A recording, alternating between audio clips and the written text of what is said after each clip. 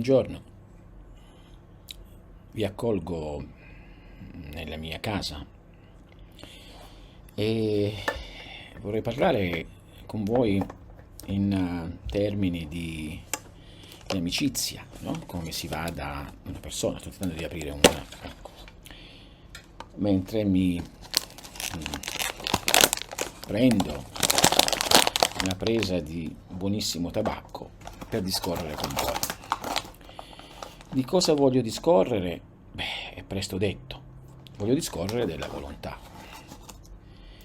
Si sa benissimo che si parla di qualsiasi cosa per quanto riguarda la volontà, ma non si riesce mai a capire che cosa sia veramente la volontà. Quindi, cos'è veramente la volontà? Volevo ringraziare il caro amico che mi ha regalato questo buonissimo tabacco. Grazie, caro amico. È già un anno che lo uso. Grazie Emilia, mi ha aiutato moltissimo con il suo aroma e ciò che è la sua realtà marziale, ma quindi appunto la volontà. La maggior parte di voi penso che identificano la volontà con ciò che è uno sforzo. Beh, non è che magari no, posso diciamo adontarmi di questa cosa perché effettivamente la maggior parte delle persone pensa che la volontà sia uno sforzo. Prendo i fiammiferi. Eccoli qua. La pipa preferisco accenderla con i fiammiferi che invece con l'accendino, no? Quindi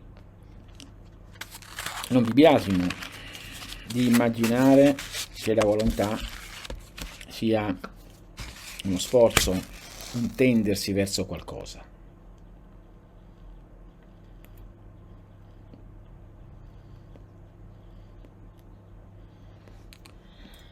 Non c'è fretta, siamo in casa e vi sto ospitando. Questo sito è casa mia e quindi siete entrati qui in casa mia e vi voglio in casa mia.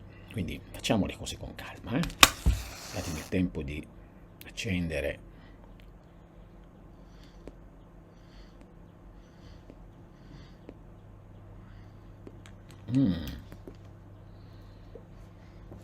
Caro amico, non finirò mai di ringraziarti per il sapore di questo buonissimo tabacco. Tra l'altro ve lo consiglio per chi ama la pipa. Quindi la volontà. La volontà quindi non è uno sforzo, non può essere uno sforzo.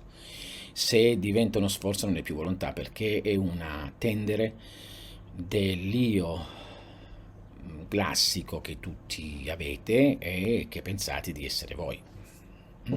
Attenzione, dietro le candele non sono movimenti degli spiriti che li muovono, c'è l'aria condizionata, non vi fate ingannare, non sono spiriti che si muovono qui nella stanza di MRA, sono semplicemente il vento del condizionatore, anche perché senza è un po' difficile. Quindi se voi tendete a qualcosa e ci tendete con il vostro normale io, il vostro normale essere, quello che conoscete, quello che vi è stato purtroppo dato, diciamo, dalla civiltà, dalla società, dalla scuola, da tutto quello che avete fatto nel tempo, non è una buona volontà. Non è la vera volontà. Attenzione che dicendo vera volontà è chiaro che uno dice crowelliano, cose va. No, non sono crowelliano, come non sono gurgeffiano, come non sono ramasiano, perché molte volte io cito Raman, dico sei un seguace di Raman. No, io sono solo un seguace di MRA, cioè di me stesso, che ho realizzato a livello di nume e che voglio insegnare a voi come si fa, quindi non seguo nessuno. però mi appropinquo, uso termini e situazioni per aiutare le persone, magari quando noto che c'è un'allocuzione migliore non so, fatta da Ramana, da Ramana, da Nisargadatta, da Cagliostro, da Crowley, da Kremers, da Agrippa, da Paracelso, da Kircher, come si chiama, dagli Hare Krishna, ecco, non mi veniva il termine, tutte queste persone e altri, no? Zoroastro, potrebbe anche venire da Montezuma, oppure per esempio Marco Aurelio, il grande, no? Il grande saggio, diciamo, imperatore di Roma. Quindi ecco che ora mi sento tranquillo perché posso dire quello che veramente devo dire, essendo qui, essendoci qua, noi che ci guardiamo, che siete ospiti in casa mia. E quindi non c'è nessuna indicazione a nessun altro, perché se ci fossero indicazioni a qualcun altro non avrei realizzato ciò che dico di aver realizzato, perché vuol dire che mi sto appoggiando a qualcun altro. Ci si appoggia a questo qualcun altro finché non si realizza la propria vera natura.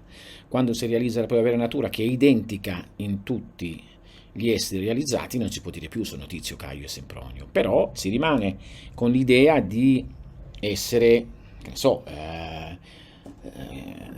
Ramana, MRA o altri, a secondo ciò che è la via tracciata dall'incarnazione, quindi sì, dalla volontà. Già l'incarnazione di se stessi qui è la rappresentazione della volontà, cioè vi siete incarnati per volontà, no? Che poi è diventata ignoranza, c'è oscurità e un altro paio di maniche, però andremo a vedere. Quindi non scambiate la volontà con concentrarsi su qualcosa. Diciamo che è più volontà alzarsi di colpo e andare a prendere un gelato, o adesso alzarsi, andare di là nell'altra camera e chiedere un bicchiere d'acqua, no? Perché perlomeno è una volontà reale, c'è un bisogno, un desiderio di acqua, di gelato e cose varie, che il concentrarsi per diventare un santo, o un mago, o un ermetista, o un alchimista. Questo deve essere molto chiaro, non si accende tanto bene, questo perché non l'ho schiacciato bene, perché ho perso, cioè non sto trovando lo schiaccia tabacco.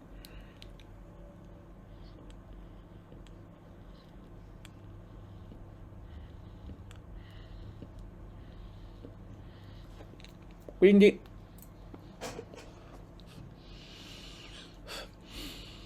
volontà è un'azione passionale sentita oppure un bisogno.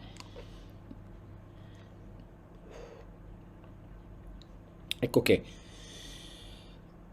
dentro bisogna ricercare, fare una cernita delle proprie cose, la magia, l'alchimia, con vari metodi, lo yoga, cari miei, portano a questo. Cioè alla fine tutte le cose coperte, poi anche il misticismo di Padre Pio porta a questo, perché alla fine non ha fatto altro che scavare dentro il subconscio. Lasciamo stare tutte le coperture religiose, va bene? Perché una copertura è qualcosa che lui dice già, una maschera. Vedete queste carte, no?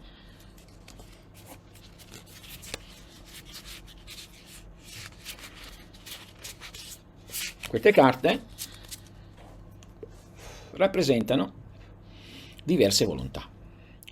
Cioè, in ogni numero rappresenta un tipo di volontà che è depositata dentro di voi, dentro il vostro